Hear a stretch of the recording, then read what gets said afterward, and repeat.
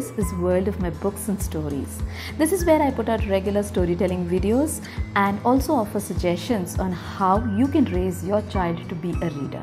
And this is the segment that I call What Shall We Do With This Book? And the book we're talking about is Chhotu and the Big Wind. Now, those of you who've read this book know what this is about, and for those who haven't, do check out the description box because I'm going to leave a link there so you can get a copy for yourself.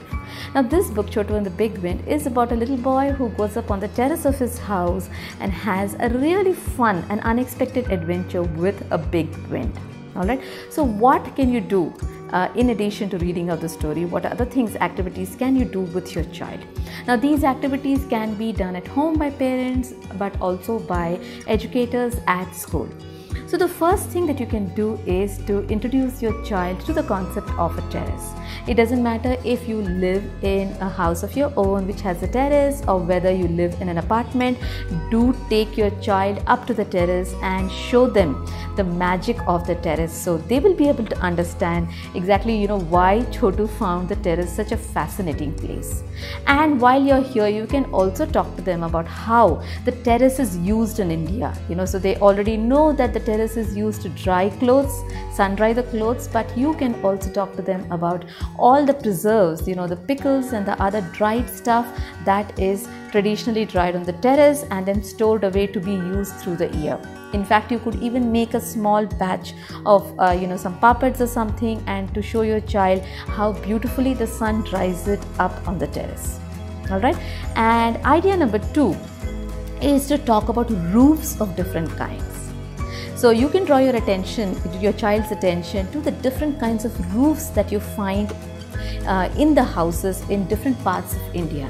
So some of the houses do have terraces, they have flat roofs and therefore they have terraces, but houses in many parts of India have slopy roofs, with a pointy top at it. So why is it that some houses have these kinds of roofs in some parts of India?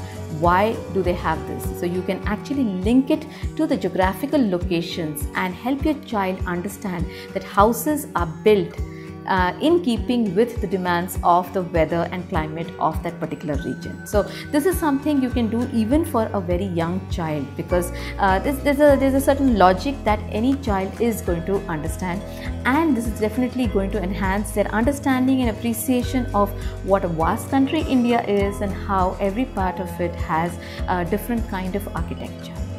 Alright, now the third thing that you can do here is, if you remember, there is a mention of a flock of birds. You can use this as a starting point to introduce your child to the wonderful world of collective nouns.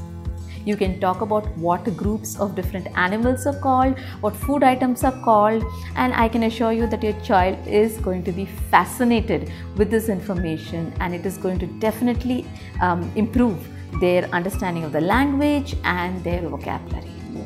So here are 3 things that you can do with my book, Chhotu and the Big Wind. If you have any other ideas on how this book can be used at home or in the classroom, do leave a comment so I will use it and I can share it with other parents and educators. If there's any other book of mine that you would like featured in this segment, do write and let me know. I'd love to hear from you. So till the next time, keep reading, keep smiling, keep the stories coming.